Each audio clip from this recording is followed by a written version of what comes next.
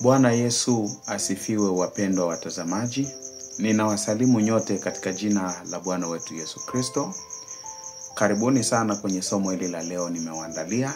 Bila shaka natumai kuna kitu ambacho cha kipekee mtajifunza. Somo la leo linasema ya kwamba Yakobo alishindana kweli na Mungu. Katika safari ya Yakobo, Biblia inatuelezea namna ambavyo Yakobo alikutana na mambo mengi. Lakini moja kati ya vitu ambavyo vinachanganya watu ni kuelewa maandiko kwamba ile conversation ama yale maongezi ambayo Yakobo alikuwa anayaongea na yule mtu usiku ule ilikuwa ni Mungu. Kwa sababu wapo watu wa imani nyingine ambao nimewahi kuwasikia wakifundisha kusema kwamba Yakobo alikutana na malaika. Na hayo mambo nimewahi kuyasikia hata kwa Wakristo ambao wanajiita ni Wakristo, nao wanafundisha ya kwamba aliyekutana naye Yakobo katika safari ile haikuwa Mungu, ilikuwa ni malaika. Tunapaswa kuwa walimu. Hatupaswi kuishia kwenye stage ya kunyonya maziwa tu, kwa sababu mtu yeyote anayenyonya maziwa anahesabika kuwa ni mtoto, ajui neno lolote.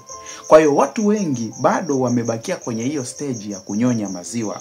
Lakini sisi tunataka chakula kigumu kwa sababu tumeshakuwa. Hivyo maswali magumu yapo kwa ajili ya wale wote ambao wamekuwa, kwa hiyo wana uwezo wa kukaa na kutafakari kwa upana zaidi. Bwana Yesu asifiwe. Ningependa tuangazie ili andiko ambalo limekuwa likichanganya maelfu ya watu, nao wakidhani ya kuwa namna wanavyoelezea mambo yao wapo sahihi. Lakini nataka nikuambie ya kwamba Biblia pekee ndiyo inaweza kutuangazia na kutufumbulia kila ambayo yanaitwa ni mafumbo, tukapata kuelewa. Swali la leo ambalo ninalitatua ni kwamba je, Yakobo alishindana na Mungu ama alishindana na malaika katika safari yake ile ya usiku akiwa peke yake? Lakini ili nipate concept vizuri ya hili somo, nitaanzia kwa juu ili wewe utakaposoma nyumbani upitie vizuri uweze kuelewa, je, Yakobo aliyekutana naye usiku ule ilikuwa ni nani? Fungua Biblia katika kitabu kile ni cha Mwanzo, sura yake ni ya 22, mstari wake ni kuanzia 22 kushuka. Tusome ili tuelewe. Ukipanda juu ukitaka uanzie mwanzo kabisa, hakuna tatizo, hakuna dosari, itakuwa ni vizuri na itapendeza. Biblia inasema hivi ya kwamba huyo ni Yakobo anayeelezewa hapa. 22 mimi nimeanzia hapa. Akaondoka Yakobo usiku ule akatua wakeze wawili. Ikumbukwe Yakobo alikuwa na wanawake wawili. Kwa hapa Biblia inavyoeleza kwa hapa. Bwana Yesu asifiwe. Kwa sababu historia ya maisha yake kuna mengine ambayo yaliongezeka. Sasa kwa hapa, huyu ni mtumishi wa Mungu wa kweli, ambaye roho wa Mungu yuko ndani yake, ambaye alipata wokovu wa Mungu, ambaye aliokolewa. Muda tunaoongea mimi na wewe yupo mahali ambapo watakatifu walipo. Bwana Yesu asifiwe. Akaondoka Yakobo usiku ule akatoa wakeze wawili na vijakazi wake wawili na wanawe 11. Akavuka kivuko cha Yaboki. Hebu fuata Biblia ninavyosoma, usije ukasema kwamba mimi ni muongo ama nakudanganya. Bora nikudanganye kwa kile kilichoandikwa kuliko nikudanganye kwa kitu ambacho hakina hata uthibitisho na ushahidi. Bwana Yesu asifiwe. Biblia inasema akaondoka usiku ule akatua wakeze wawili. Bwana Yesu asifiwe. Na wanawe 11, akavuka kivuko cha Yaboki. Akawatua akawavusha mto, akavusha na vyote alivyokuwa navyo. Huyu ni Yakobo, kila kitu akavusha. Yakobo akakaa peke yake baada kuivusha familia yake, watoto wake na kila kitu chake. Biblia inatuambia kwamba Yakobo akakaa peke yake na mtu mmoja. Biblia inaelezea hapa Yakobo alikaa peke yake na mtu mmoja. Hapa ndipo panapozaa changamoto ya wengi ambao wanaofundisha uongo wa kitu ambacho wasichokielewa. Kwa hiyo ningekuombeni hapa mtege masikio yenu, na kama hamtakuwa na muda wa kusikia, basi chukueni muda mkafanyia uchunguzi wa hichi ninachokizungumza, mkasome Biblia ya Kiswahili. Mbona ni rahisi kusoma Kiswahili? Someni ili muweze kuelewa. Bwana asifiwe. Sio Kiingereza hichi. Akawatua, akawavusha mto, akavusha na vyote alivyokuwa navyo. Biblia inashuhudia Yakobo akakaa peke yake na mtu mmoja, akashindana naye mweleka hata alfajiri. Hapa kwenye kushindana mweleka, kuna watu ambao akili zao ni ndogo sana. Huwa wanadiriki hadi kuongea maneno mabovu sana hapa kwamba Mungu anaweza kushindana mweleka na mwanadamu. Unaona kama ni vitu haviingia akilini. Unajua mtu ambaye uwezo wake wa kufikiri umekoma anabaki kuwa hivyo tu. Kwa sababu gani? Unajua Mungu ambaye sisi wa Kristo tunamwabudu na ambaye ameumba mbingu na nchi ni Mungu ambaye ni muweza wa yote. Kwa hiyo ni Mungu ambaye hajizuii kufanya kile ambacho anachotaka yeye. Ni Mungu ambaye anaweza kuvaa mwili, na sio mara moja, amevaa mwili mara nyingi sana. Lakini hayo ni maarifa pekee ya watu ambao wamefunuliwa haya mambo, kuelewa masuala ya kiroho. Kwa sababu kama mtu anashindwa kuelewa Kiswahili tu, Biblia ya Kiswahili kuisoma na kuielewa, atawezaje kuelewa mambo ya rohoni? Bwana Yesu asifiwe. Biblia inasema Yakobo akakaa peke yake na mtu mmoja, akashindana naye mweleka hata alfajiri. Naye alipoona ya kuwa hamshindi huyu mtu, alipoona ya kuwa hamshindi Yakobo. Ikumbukwe Mungu anapokuwa katika mwili lazima atafanya vyote ambavyo mwili ulivyo, kwa sababu mwili umewekewa ukomo, udhaifu wa mwili, kuchoka, kusinzia, kula, kusikia njaa. Hivyo ndivyo Mungu mwenyewe ndiye ameumba mwili kufanya hivyo na kuwa hivyo. Kwa hiyo mwili una mahitaji yake, na mwili kama una mahitaji yake, vile ambavyo Mungu ametaka mwili uwe na mahitaji, ndivyo mwili utaresponde ama utaitikia. Sasa watu wanataka vitu viwe vice versa. Vile ambavyo mwili unaweza kuitikia, usiitikie eti kwa sababu wao wanafikiri vile ambavyo wao wanataka. Haiwezi kuwa hivyo. Biblia inasema ya kuwa akamgusa panapo uvungu wa paja lake, ukateguka uvungu wa paja la Yakobo alipokuwa akishindana naye. Sikiliza. Biblia inaendelea kusema kwamba akasema, niache niende, maana kuna pambazuka. Yakobo akasema, sikuachi usiponibariki. Huyu ni Yakobo. Sikuachi usiponibariki. Kama ingekuwa ni mtu wa kawaida, kwa nini Yakobo atake baraka kwa huyu mtu?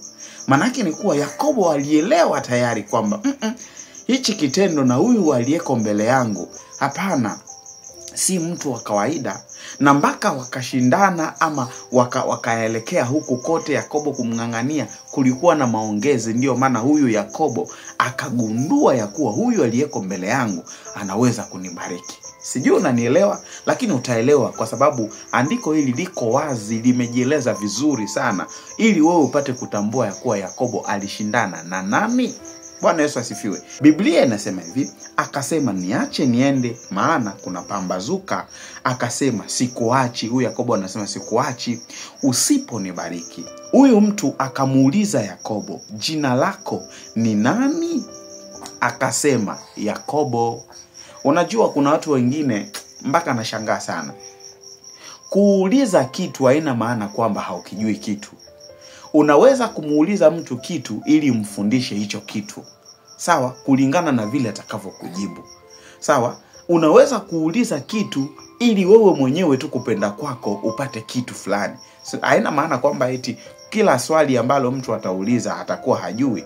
Kuna maswali ambayo mtu atauliza na anayajua fikra kwamba majibu yake ni haya, lakini anaamua kuuliza kwa sababu zake binafsi. Sikiliza, mtu anaweza kakurupuka akasema, sasa huyu Mungu kama ilikuwa ni Mungu inakuaje asilijue jina la Yakobo? Anamuuliza jina lako nani? Ni utoto huo. Hata mimi mwenyewe huyu mwanangu niliye naye hapa, naweza nikamuuliza jina lako nani, ili mimi mwenyewe niweze kuhakiki ya kwamba jina lake kalikariri vizuri. Haina maana kwamba eti silijui, hapana. Lakini mimi mwenyewe nataka nione amelikariri jina lake, mimi ndio nimempa hilo jina. Bwana Yesu asifiwe. Akasema niache niende maana kuna pambazuka. Akasema sikuachi usiponibariki. Akamuuliza huyu mtu, jina lako ni nani? Akasema Yakobo. Akamwambia, sawa, jina lako hutaitwa tena Yakobo ila Israeli. Anaanzaje kumbatiza jina Yakobo ikiwa kama hana mamlaka ya kumpa Yakobo jina? Wakati hili jina ambalo Yakobo amepewa na wazazi wake. Yeye ni nani mpaka ambatize Yakobo ama ambadilishe Yakobo jina jingine? Ana mpango gani na huyu mtu? Ana mission gani na huyu mtu? Yeye ni nani? Ana uwezo gani? Ana mamlaka gani? Ana kitu gani? So haya ni maswali ambayo watu wanapaswa kujiuliza, lakini kwa kuwa hawana muda wa kujiuliza, wanapenda kusikia kuliko kuelewa na kusoma, wanapenda tu kusikia na kukariri kuliko kufanyia uchunguzi. Ndio maana tunakuwa na wajinga wengi, tunakuwa na watu ambao wasiojielewa wengi kwa sababu ya matatizo ya namna hii. Biblia inaendelea kusema katika 28 kwamba akamwambia, jina lako hutaitwa tena Yakobo ila Israeli, maana umeshindana na Mungu na watu, nawe umeshinda. Sasa hapa ndipo ambapo watu walipotea.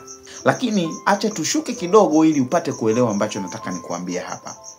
Biblia 29 inaendelea kusema kwamba Yakobo akamuuliza, akasema, niambie tafadhali jina lako. Akasema, kwa nini waniuliza jina langu? Ikumbukwe hapa juu huyu mtu akamwambia Yakobo kwamba umeshindana na Mungu na watu, nawe umeshinda. Huyu aliyekuwa akishindana naye mieleka ni nani? Ni huyo mtu. Lakini huyo mtu anamwambia kwamba umeshindana na Mungu na watu.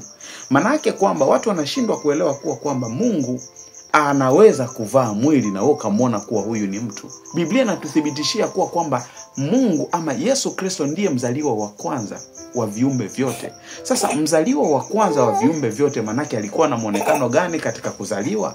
Unaona kama ni kukosa akili na watu ni kukosa kuelewa katika vitu ambavyo huwa wanapinga. Lakini Biblia inaendelea kutuambia hapa, Yakobo akamuuliza akasema, niambie tafadhali jina lako. Akasema, kwa nini waniuliza jina langu? Akambariki huko. Huyu mtu akamuuliza, hakumwambia Yakobo jina lake kuwa ni nani, lakini Biblia inatuambia akambariki huko. Yakobo akapaita mahali pale Penueli, maana alisema, huyo aliyesema ni nani? Yakobo. Alisema, nimeonana na Mungu uso kwa uso na nafsi yangu imeokoka. Sasa kama nyinyi manabii wenu hawakuwahi kuonana na Mungu uso kwa uso, sisi manabii wetu ama baba zetu wa kiimani walipata hiyo neema ya kuonana na Mungu uso kwa uso. Na Mungu kwa kuwa yeye ndiye mwenye viwango, yeye ndiye mwenye utukufu, kwa hiyo anaweza kutumia kiwango chochote kumwendea ama kumuonekania mtoto wake. Anaweza kuchukua kiwango cha kujishusha kwa sababu yeye ni mtakatifu. Hakuna kiumbe ambacho kinaweza kuresist utakatifu wake. Kwa lazima achukue viwango. So hivyo hayo mambo yote ni masuala ya ufunuo. Kwa hiyo ninachotaka kusema ni kwamba wewe kama utasema ya kuwa kwamba Yakobo hakukutana na Mungu, lakini yeye anatuthibitishia kuwa alikutana na Mungu. Yeye anatuambia kuwa alikutana na Mungu uso kwa uso na akaokolewa. Wewe ukisema Yakobo kuwa kwamba eti Yakobo alikutana na malaika, una ushahidi? Unaweza kutupatia maandiko? Kwa sababu yeye Yakobo anatuambia alikutana na Mungu, wewe unatuambia alikutana na malaika. It doesn't make sense. Kwa hiyo Yakobo alikutana na Mungu, na Mungu akitaka kuonekania ama kutane na wewe, atakutana na wewe kwa sababu ni muweza wa yote. Mungu asiyeweza kukutana na watu wake, huyo sio Mungu. Ni Mungu ambaye amekoma, ana ukomo. Shetani mwenyewe kama tu anaweza kukutana na watu wake, iweje muweza wa yote Mungu ashindwe? So hivyo vitu ni vitu ambavyo watu wanatakiwa watulie na waulize ili wapate kuelewa. Katika jina la Yesu Kristo, usisahau kusubscribe, kulike na comment. Mimi naitwa Bernard Mwaipopo. Karibu tena kwa masomo mengine yanayokuja katika jina la Yesu Kristo. Amen.